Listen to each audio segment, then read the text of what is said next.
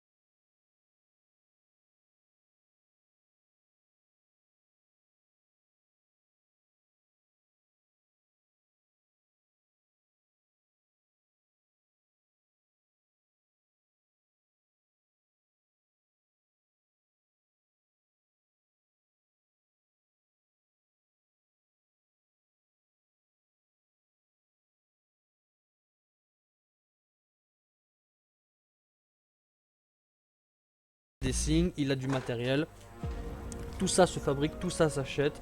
Peut-être un ou deux matériels. Le matériel le plus important, les plus importants, c'est collecte de ressources et butin automatique, ce qui permet de récolter les boîtes et surtout le palladium. Il récolte le palladium avec vous, donc c'est un rendement x2 pour le pala. Le pala, il sert à quoi? Quand vous avez 15 palladium, ça vous donne une énergie pour votre portail en fait. Donc moi par exemple je fais le Zeta. Pourquoi le Zeta? C'est le premier portail à faire. Je sais que je donne beaucoup d'infos, mais au moins vous comprenez où je veux en venir. Le Zeta, c'est le plus important, c'est qu'il vous donne des invoques. C'est un dessin de Rex, de drone qui vous donne 20% de dégâts en plus. Donc du coup, on l'a seulement dans la Zeta. Donc du coup, le Pala vous donne des énergies et ces énergies vous permettent d'ouvrir des portails. Mais ça ne vous donne pas que des pièces, ça vous donne des log 5, des munitions, de la coque, des bons de réparation, soit des trucs hyper importants. Donc vous mélangez les Galaxy Gate plus vos clés pirates que vous allez au magasin, les clés vertes à 1500 la clé. Euh, je vous garantis que vous allez avoir un vaisseau. Vous attendez une méga PU qui sont, je ne sais plus lesquels jouent, mais je sais bien que c'est le gain x3. Il y a aussi la méga super APU, c'est x4, mais ça c'est de temps en temps. Ils ont un site sur Dark Orbit quand ils vous annoncent ça. Quand vous êtes en x4, c'est là qu'il faut investir son argent. Si vous voulez mettre de l'argent dans le jeu, ne le faites pas quand il n'y a pas de méga APU, c'est vraiment pas rentable. Faites-le dans une méga ou dans une hyper APU en x3, x4. En x4, vous allez avoir jusque 120 000 pour 10 euros. Voilà, 10 euros, vous avez 120 000 uranium. La monnaie hyper importante, ça vous fait 75 clés de pirates verts. Et je vous garantis qu'avec 75 clés verts, vous allez au moins choper un ou deux vaisseaux comme de ce style-ci, comme le Spectrum, le Venom, le Diminution, voilà, un bon vaisseau. Vous allez choper des LF4 qui vont vous permettre de de farmer le NPC plus rapidement. Pourquoi je vous parle de farmer le NPC? Parce que c'est quand même très important pour le crédit qui va vous servir dans les enchères. Vous voyez, tout est un peu lié. Certes, maintenant, si vous ne voulez pas investir d'argent, c'est tout à fait possible. Alors, il faut farmer le NPC. Là, vous aurez l'Uridium petit à petit. Et quand vous aurez 1500, vous pourrez acheter une clé. Certes, c'est une technique peut-être 5 fois plus longue. Voilà, chacun choisit comme il veut.